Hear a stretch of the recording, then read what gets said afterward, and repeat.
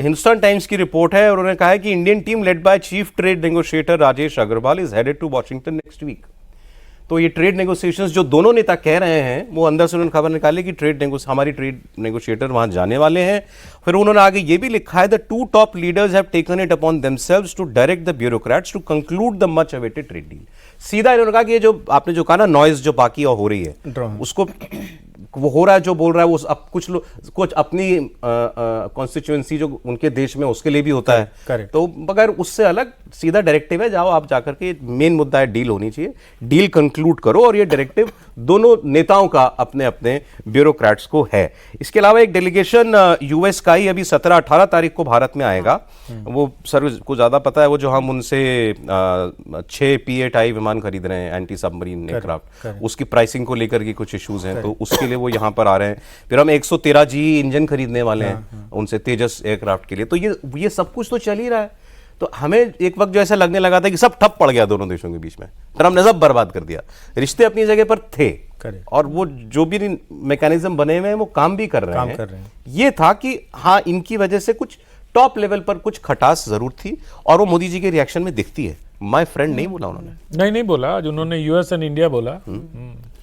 वो देश के ऊपर देख रहे हैं, पर्सनैलिटी के ऊपर नहीं देख रहे। चक्कर ये है ना कि ट्रम्प बाबू जो हैं वो रोज सुबह उठ के 40-42 बार पहले तो उन्होंने वो हूल देने की कोशिश की है ना, कि हम इंडिया का सीज फायर हमने करा दिया और ये करा दिया। रिएक्ट ही नहीं किया मोदी ने। मतलब इतना एवॉइड तो ट्रम्प को विश्व में किसी नेता ने नहीं किया होगा जितना नरेंद्र मोदी ने किया। बोलते रहो, कोई की फर्क पैंदा। लेकिन प्रधानमंत्री को इस बात का अनुमान था कि इसका कुछ उनको व्यक्तिगत नुकसान हो सकता है, जो उन्होंने सार्वजनिक रूप से ये अपनी पीड़ा व्यक्त भी की। बावजूद इसके ये नुकसान अपनी पर्सनल दोस्ती का था। अब पता नहीं क्या पर्सनल इक्वेशन तो बिगड़ी। पर्सनल इक्वेशन तो बिगड़ ही गई ना। अब प्रधानमंत्री नरेंद्र मोदी और ट्रंप ट्विटर और ट्रुथ के माध्यम से बात कर रहे हैं।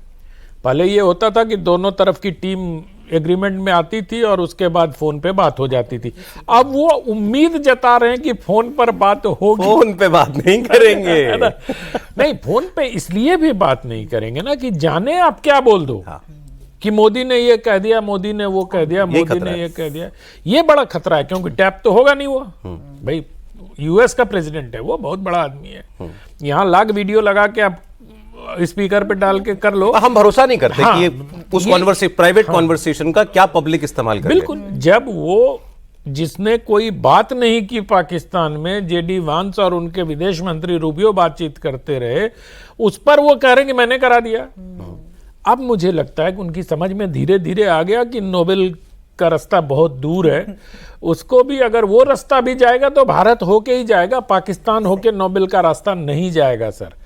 और प्रधानमंत्री नरेंद्र मोदी ने जिस हिसाब से अपना एक स्वरूप प्रस्तुत किया है राष्ट्र के सामने कि विदेश नीति हमारी चलती रहेगी, और बहुत अलग अलग लेवल पे काम हुआ है सर। देखो आप, मिलर को भी हायर किया गया, मिलर की 2 बार मुलाकात हुई। तो ऐसा नहीं है कि विदेश नीति में ट्रंप के बाद से ठप पड़ा था। ट्रंप को ठीक ठाक बातचीत के टेबल पर लाने के लिए भारतीय डिप्लोमैट्स, भारतीय डिप्लोमेसी बहुत काम कर रही थी। और बॉटम पॉइंट ये है सर कि प्रधानमंत्री गुजराती है, उनको धंधा करना आता है। तो टैरिफ पर तो प्रधानमंत्री को कोई नहीं झुका सकता सर। ये हमसे कोई एक्स्ट्रा शवन नहीं ले पाएगा, ये कुछ नहीं ले पाए, गुजराती से ले ही नहीं पाओगे सर। धंधा तो करना उसको आता है ना। और ये मतलब लाइटर नोट पे बात नहीं कर रहा, मैं गंभीरता से कह रहा हूं प्रधानमंत्री को। और ट्रंप के पुराने बयान याद करिए, सर को भी याद होगा कि उन्होंने कहा था Modi is a tough negotiator, is a very tough negotiator, and Modi proved that. Modi ने इस समय में अभी प्रूव भी किया कि वो कितने टफ नेगोशिएटर हैं। तुमको लगाना है, लगा दो 50%। मैं इस पे पढ़ रहा था अभी, एक ब्रह्मचलानी जी, हम एक काफी नोन वो हैं, थिंकर हैं, और उन्होंने ये कहा कि मोदी को इन पर रिटेलिएटरी टैरिफ लगाने चाहिए थे, जैसे चाइना ने लगाया।